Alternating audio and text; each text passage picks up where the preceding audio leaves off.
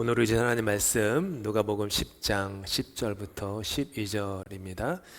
짧은 구절이니까 저와 함께 세 절 함께 한 목소리로 곱씹으면서 천천히 읽도록 하겠습니다. 시작. 어느 동네에 들어가든지 너희를 영접하지 아니하거든 그 거리로 나와서 말하되 너희 동네에서 우리 발에 묻은 먼지도 너희에게 떨어 버리노라. 그러나 하나님의 나라가 가까이 온 줄을 알라 하라. 내가 너희에게 말하노니 그날에 소돔이 그 동네보다 견디기 쉬우리라. 아멘. 예수님께서 제자들을 70명의 제자들을 복음에 전파하는 자리로 보내신 내용을 우리가 계속 묵상하고 있습니다. 본문이 조금 길이가 있어가지고요, 두세 절씩 잘라가지고 보고 있습니다. 질문 하나로 오늘은 말씀 메시지를 시작하고 싶습니다. 교회 하면 떠오르는 좋은 기억 있으십니까?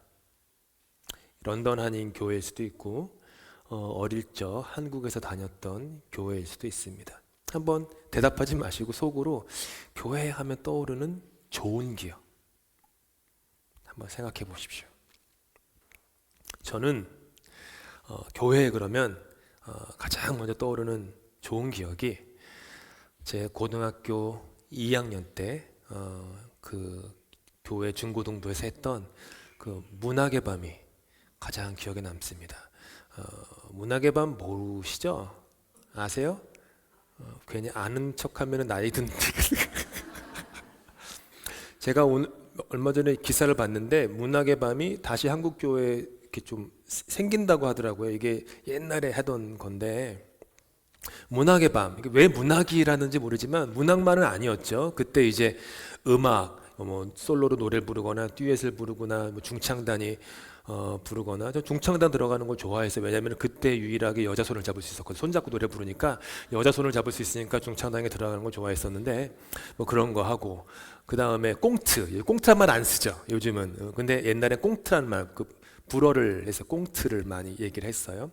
그다음에 뮤지컬을 하거나, 그다음에 중고등부 성가대가 공연을 하고, 언제나 12월 말에 했습니다.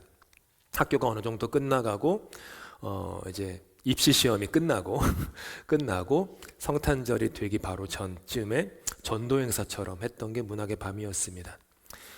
제가 다니는 교회는 교회가 두 군데가 있었습니다. 제가 다녔던 곳은 이제 예전에 성내역, 지금으로 하면은 잠실나루 역 앞에 있는 상가 건물에 그 교회가 있었고, 그곳에서 한 3km 떨어진 방이동에 성전, 독립 성전이 하나 또 있었습니다. 저는 이제 상가 건물 교회를 다녔습니다. 뭐 제 모교회라고 할 수 있죠. 당시 고등학교 2학년이었던 저와 친구들은 문학의 밤을 준비를, 이제 고등학교 2학년이 중심이거든요. 1학년은 좀 어리고 3학년은 입시 준비를 바쁘니까 고등학교 2학년이, 즉 여기로 하면은 그레이드 11 정도가 되겠죠. 중심으로 준비를 하던 중 상가 건물에 있는 교회 예배당에서 그 콘서트 전도 축제를 하기에는 너무 좀 무대가, 상가 건물이니까요, 4층에 있었던 상가 건물이니까 너무 협소하다. 그래가지고 그 방이동에 있는 그 대성전에서, 그러니까 성전, 그러니까 큰 교회에서 드리기로 결정을 했습니다. 그래도 이제 본당에서는 또 어른들이 허락을 안 해주시고 그렇죠, 그런 거 있죠. 본당 더러워지면 안 된다고 허락 안 해주시고 지하에 있는 중고등부실에서 해야 되는데, 그것도 이제 훨씬 무대가 상가 건물보다는 넓었지만 좀 부족했어요, 제가 볼 때는. 그래가지고 이제 뭐 저희가 이제 아이디어를 짜가지고 우리 남자친구들이 우리 무대 새로 만들자, 그렇게 생각을 했습니다. 근데 무대를 만들려면 뭐가 필요합니까? 나무가 필요합니다. 그래서 우리가 고안한 게 꾀를 좀 냈죠. 새벽 2시에 일어났습니다. 새벽 2시에 일어나서 건설 현장에 버려진 큰 나무들을 리어카로 싣고 옮기는 일을 했습니다. 버려진 나무인데 혹시라도 아저씨들이 혼낼까봐 새벽 2시에 일어나가지고 가가지고 그 근처에 있는 리어카 아무거나 집어가지고 갖다 놓으면 되지, 그러고서는 거기다가 그냥 나무를 잔뜩 실었어요. 도보로 걸으면은 40분, 35분 정도 걸리는 길이지만 리어카에 무거운 나무를 잔뜩 싣고 그 추운 겨울에 낑낑 걸어가는데 또 하필이면 언덕이에요. 그래가지고 한참을 한 2시간 정도 걸었던 것 같습니다. 밀고 당겨주고 그때 한 5명 우리 친구들이 그렇게 성재를 옮겼어요. 그리고 지하 중고등부실에 내려가서 저희가 막 깨운 그 전도사님을 깨워가지고 같이 그 못질을 했어요. 자르고 못질하면서 이런 이렇게 무대를 넓히는 일을 했죠. 저는 그 문학의 밤 때 그 사회를 맡았습니다. 사회를 맡아가지고 뭐 나름 성공적인 진행을 했다고 자부하지만 아무튼 좋은 기억이 있습니다. 그건 저의 기억이에요. 여러분은 어떠십니까? 만약 교회를 다니신 지 오래되지 않으시다면 이 교회 다니시면서 좋은 추억을 많이 쌓아가시면 참 좋겠다는 게 여러분을 향한 저의 소망입니다. 그리고 수년 동안 교회를 다니신 분들은 한번 그 좋은 기억을 한번 꺼내어 보시면 좋겠습니다. 교회 그러면 떠오르는 것은 저와 저처럼 그런 기억입니다. 그때 함께 울고 웃고 기도하고 밥 먹고 찬양하고 예배하고 머리 모아서 뭐라도 한번 해보려고 이것저것 궁리했던 그 교회가 좋은 기억입니다. 교회라고 할 때 우리는 대부분 건물을 기억하지 않습니다. 벽돌로 지어진 장소를 우리는 기억하지 않습니다. 교회에 대한 우리의 기억은 교회 안에서의 삶, 그 안에서의 관계, 그곳에서의 사역, 만남일 것입니다. 교회에서 만난 예수님, 그때 드렸던 눈물의 기도, 회복의 약속, 그리고 어줍지 않은 좀 부족한 말이지만 그래도 주님께 삶을 드립니다 라고 했던 짧은 고백들, 그리고 함께 어울려서 밀고 당기면서 삶을 공유했던 그 여정을 우리는 기억합니다. 이곳 런던 한인교회 예배당이라는 장소에 우리는 지금 모여 있습니다. 이곳의 주소는 뭘까요? 뭐예요? 530 터핑 레인. 530 터핑 레인이라는 고유 주소와 고유 우편 번호를 가지고 있습니다. 도시 계획표를 제가 이번에 설교 준비하면서 보니까 잘은 안 보이시겠지만 우리가 있는 곳이 사우스 크레스트 구역이에요. 사우스 크레스트. 사우스라는 단어는 다 무슨 뜻인지 아실 거고, 크레스트라는 뜻은 산마루, 물마루 뜻이에요. 그러니까 언덕, 꼭대기라는 뜻이 언덕 꼭대기. 그리고 혹은 이제 파도의 꼭대기라는 파도라는 뜻도 있어요. 그리고 또 어떤 가문의 문양 같은 것도 크레스트라는 뜻이 있습니다. 참 좋은 뜻이에요. 여기가 교회 오실 때 보면 이 언덕으로 올라오잖아요. 그래서 이렇게 남쪽에 있는 언덕 꼭대기여가지고 이 지역을 사우스 크레스트라고 부르고 있는 겁니다. 이 사우스 크레스트를 주위로 해서 오크리치가 있고 웨스트 마운트가 있고 하일랜드가 있고 사우스 런던이 있고 웨스트 런던 이렇게 둘러싸고 있습니다. 이런 장소이죠. 장소라는 것은 공간이라는 공간과는 다른 겁니다. 제가 뭐 깊은 철학적 구별을 이 시간은 목적이 아니니까 거기까지 가지 않겠지만 장소와 공간은 천양지차입니다. 이것은 장소예요. 건물은 한 곳에 고정되어 있습니다. 한 곳에 고정되어 있기 때문에 움직임이 없습니다. 그렇죠? 움직임이 없으니까 뭐가 있어요? 건물을 소유하는 소유가 그 건물을 움직이는 중심 정신입니다. 소유한다라는 것은 내가 그것을 움켜쥔 것입니다. 움켜쥔다라는 것은 그것을 나의 기호에 따라서 주장한다라는 것이죠. 예루살렘 교회가 장소로 변질되었을 때 유대 지도자들은 하나님이 그 교회 건물에만 거하신다고 믿으며 하나님의 임재를 건물 빌딩 안에다가 가두었습니다. 그게 유대인들이 했던 일이었습니다. 바로 그런 이유 때문에, 정확히 그런 이유 때문에 2000년 전 유대인들이라고 얘기하면 조금 과한 거고요. 유대 지도자들이라고 얘기하지 정확한 표현이죠. 대부분의 유대인들은 그런 게 별로 관심이 없었으니까요. 지도자들은 변화를 거부합니다. 전통과 관습을 고수했습니다. 장소를 우리가 소유했다라고 여기면서 자신들이 그 힘을 자신들에게 집중되도록 했던 것이죠. 그러면서 이 장소에 속하지 않은 사람과 집단을 타인화 시키죠. 이 타인화가 조금 더 지나가면 악마화를 시키죠. 타인화가 시킨 다음에 당연한 결론이 뭐가 나옵니까? 여기 안에 있는 사람과 밖에 있는 사람, 이러면서 구별, 차별, 배척하면서 경계의 밖으로 몰아냈습니다. 그래서 바리새인, 사두개인들, 서기관들이 했던 일이 그것입니다. 그리고 예수님이 3년 동안 그토록 그들과 갈등했던 이유도 바로 그것이었습니다.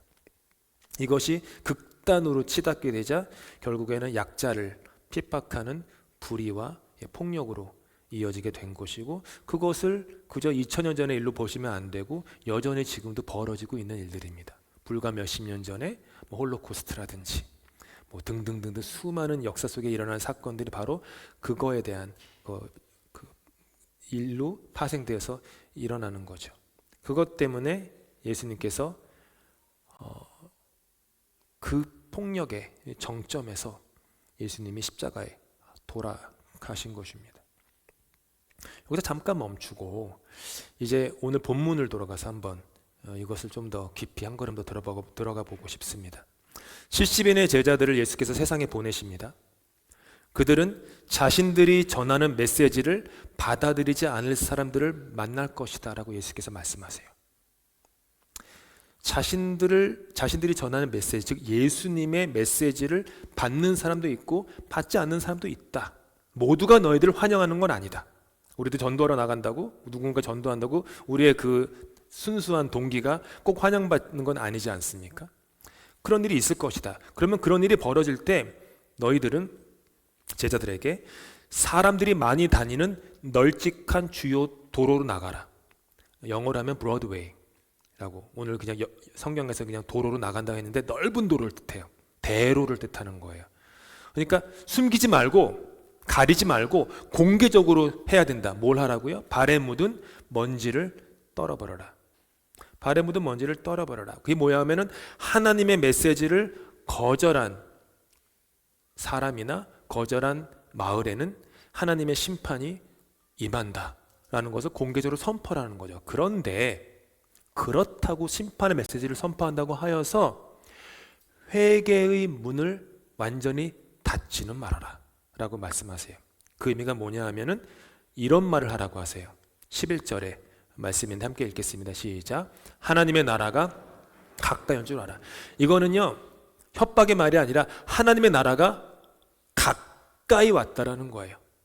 가까이 왔으니 지금 우리가 전한 메시지를 당신들이 거절했지만 혹시라도 나중에 마음을 고쳐먹고 다시 이 메시지를 듣고 하나님 나라로 구원받길 원합니다 라는 그 가능성의 문을 남겨두라 라고 하는 것이죠. 그러면서 예수님께서 복음을, 그럼에도 불구하고 복음을 거절한 그곳의 심판이 그 옛날 소돔성에 임했던 심판보다 더 심할 것이다 라고 말씀. 이유는 단순합니다. 왜냐하면 그들은 소돔성이 받았던 복음의 기회보다 제자들을 통해 훨씬 더 많은 복음을 들을 기회가 있었기 때문에 그들의 거절이 더 중하다라는 거예요. 한 번 들어서 거절했으면 한 번 거절한 거에 대한 심판이겠지만 100번, 1000번 들었는데도 거절했으면요 그 심판이 중하다. 그게 이제 오늘의 메시지의 흐름입니다. 70인의 제자들이 전한 메시지는 가까운 하나님의 나라였습니다.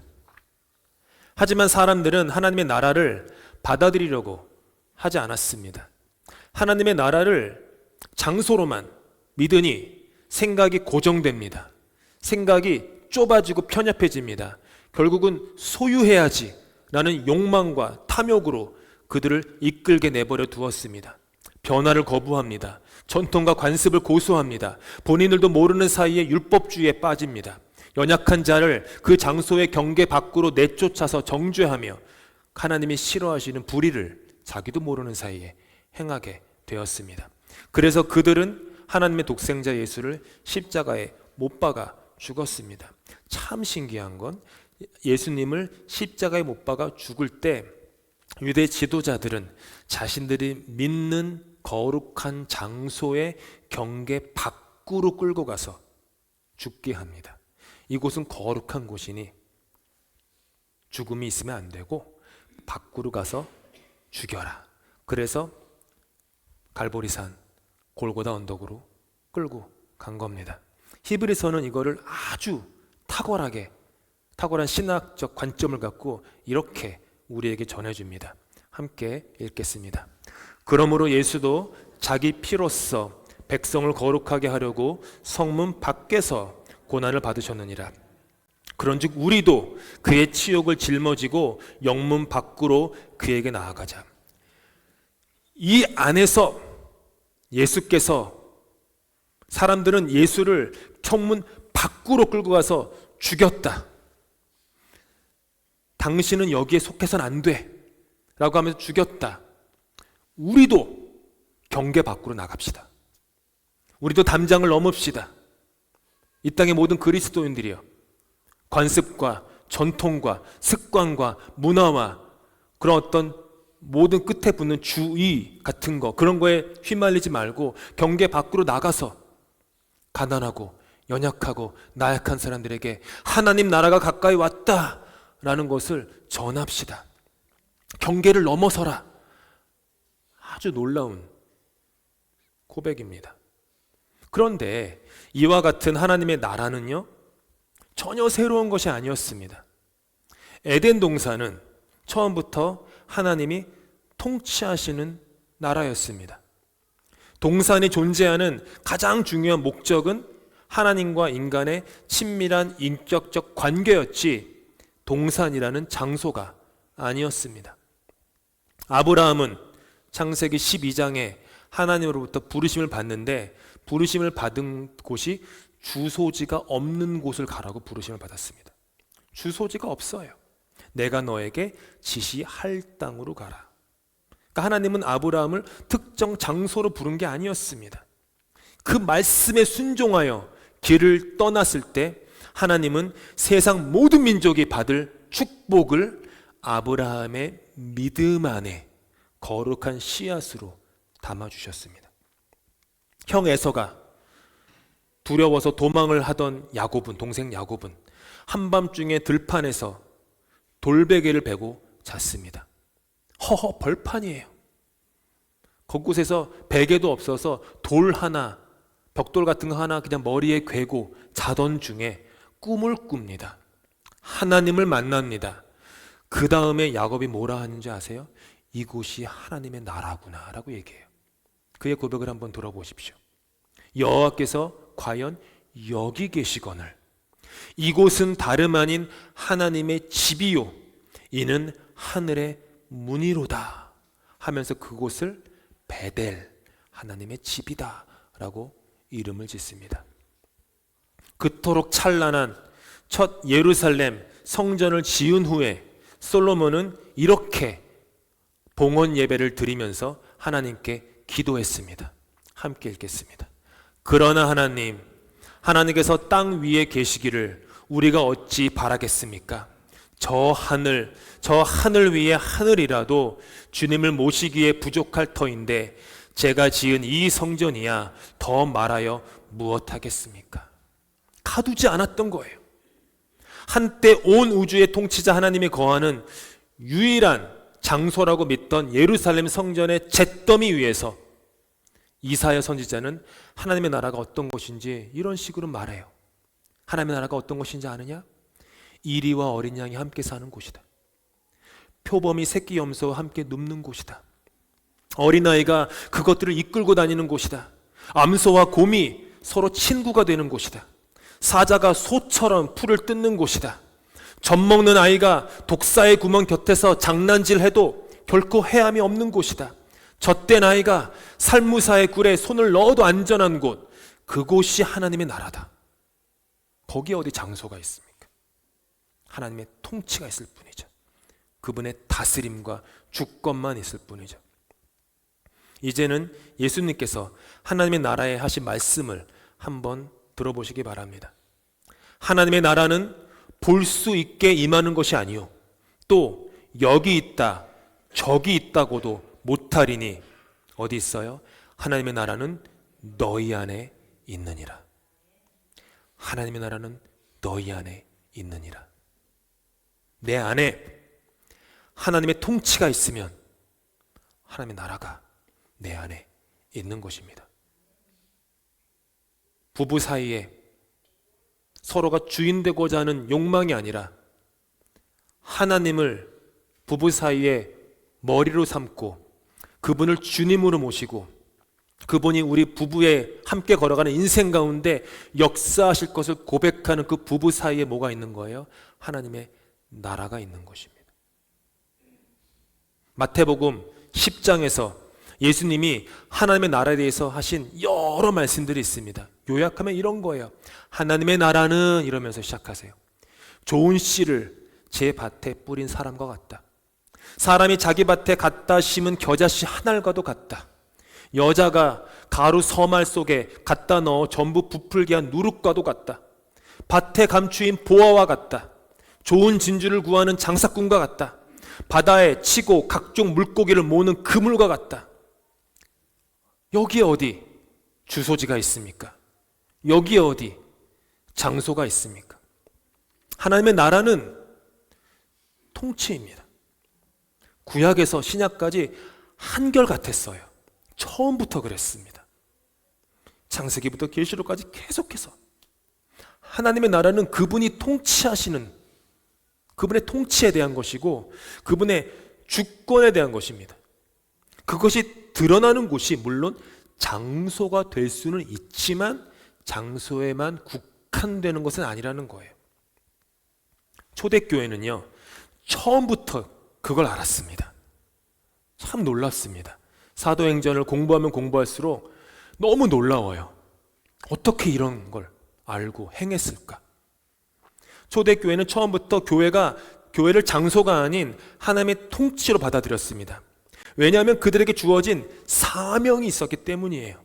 사명이 있는 곳이 하나님의 나라가 임하는 곳, 그것이 곧 교회다. 교회는 하나님의 사명이 꿈틀거리는 곳, 하나님의 사명의 그 맥박이 뛰는 곳, 그 열정, 그 열심, 그거로 있는 곳이 하나님의 나라 교회다. 마태복음에서 말씀하셨어요. 예수님께서 승천하시기 전에 잘 하시는 말씀이죠. 함께 읽을게요. 너희는 가서 모든 민족을 제자로 삼아 아버지와 아들과 성령의 이름으로 세례를 베풀고 내가 너희에게 분부한 모든 것을 가르쳐 지키게 하라. 제자로 삼는 것은 예수 그리스도와의 깊은 인격적 관계로 나아가라는 겁니다.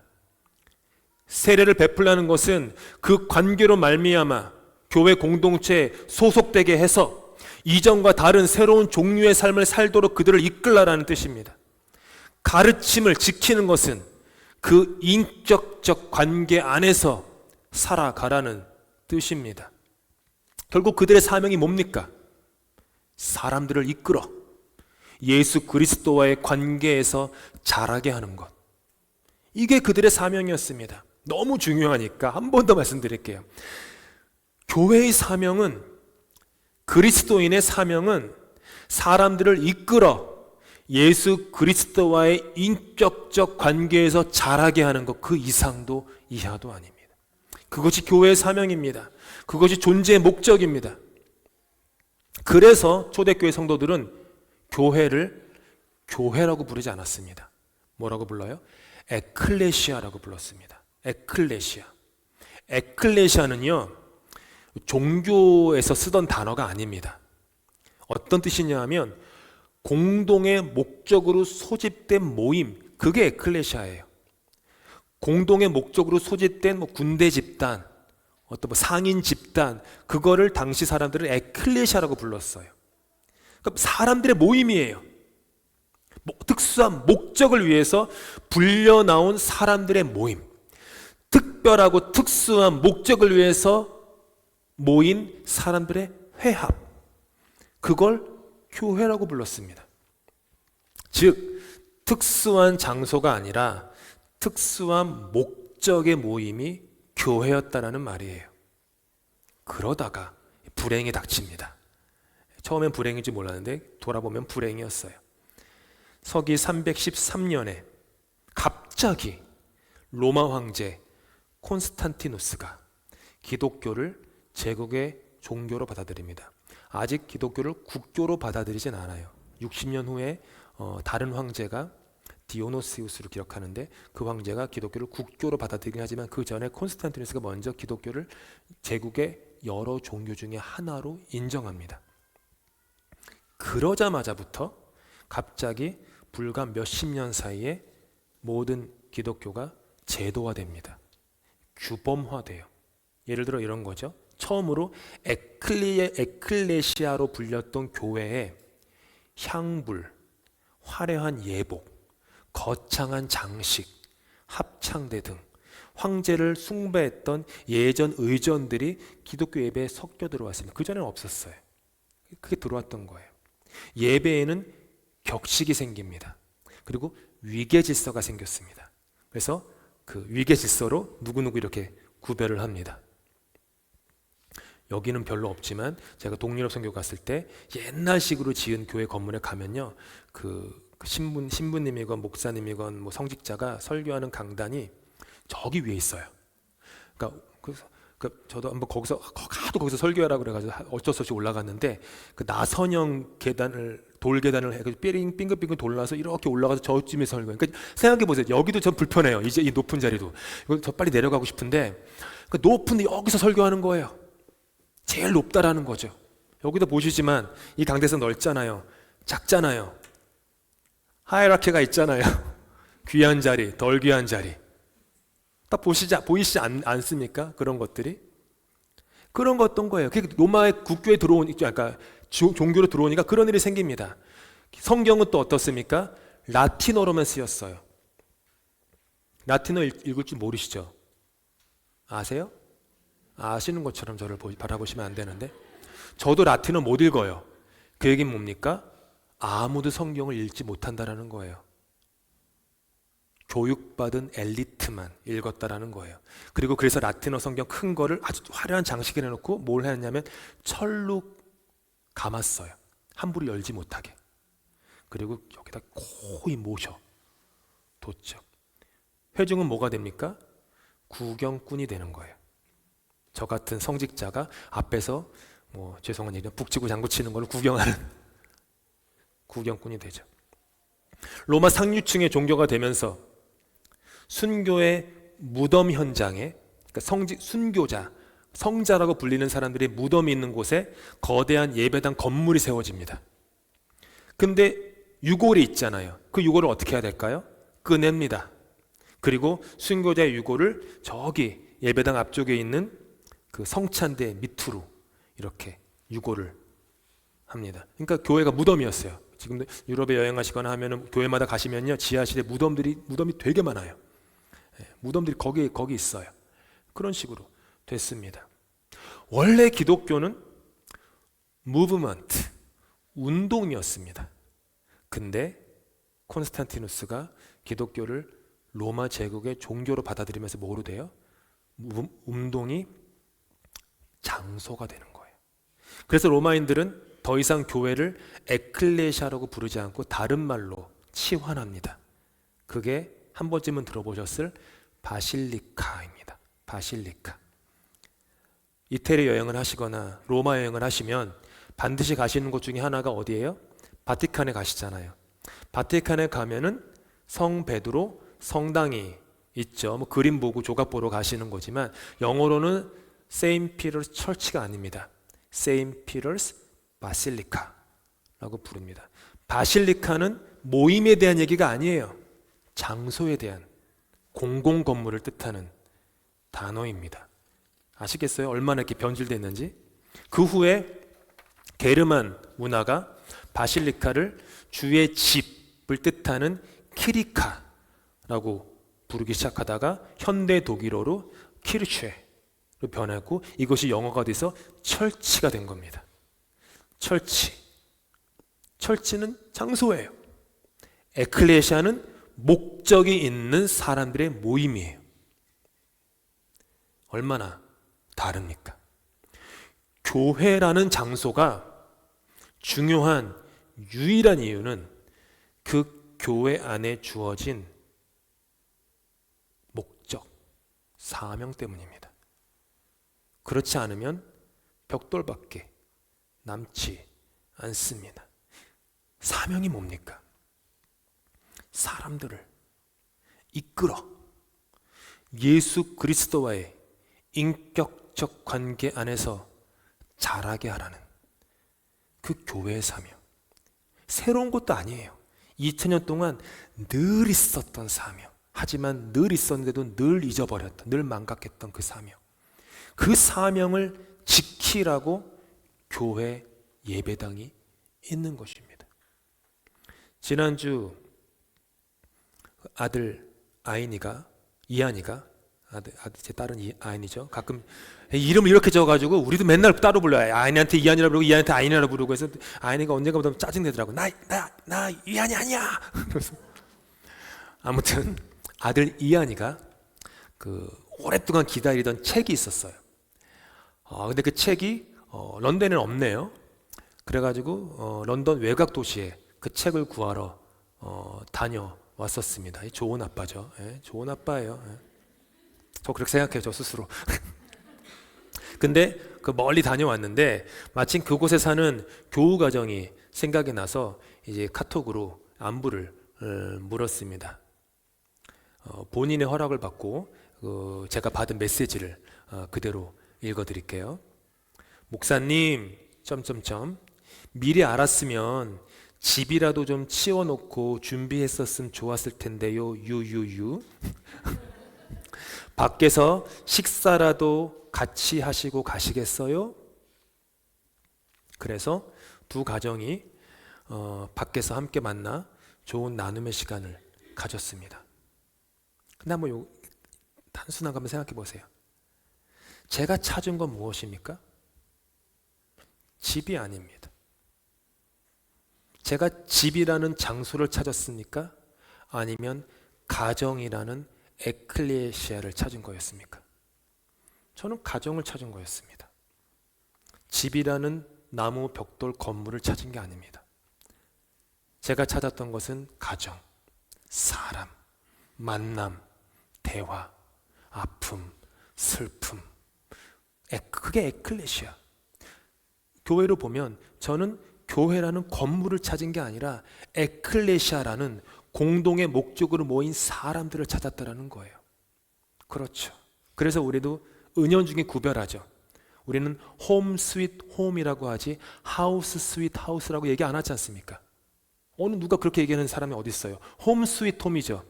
나의 즐거운 가정이라 그러지. 하우스 스윗 하우스. 말이 안 되잖아요. 오늘 영어 예배 드리는데 우리 키스철치 주일학교 학생이 저한테 오더니 카드를 하나 줬어요. 오늘 영어 예배 때 이제 전에 영어로 한국말로 번역하면 이런 말이 써 있어요. 자랑하고 싶어서 읽어드리는 거예요. 메리 크리스마스 목사님, 한국말로 번역한 거예요. 주일에 배워요. 전에 만들었나 봐요. 그래요. 내가 얘기했죠. 목사님 진짜 잘생겼어요. 역시 어린이들은 거짓이 없어요. You are so handsome. 여기 써 있으니까요. You are so handsome. Pastor David. 이번 주 좋은 주 되시길 바래요. 이번 주에 배워요. 안녕.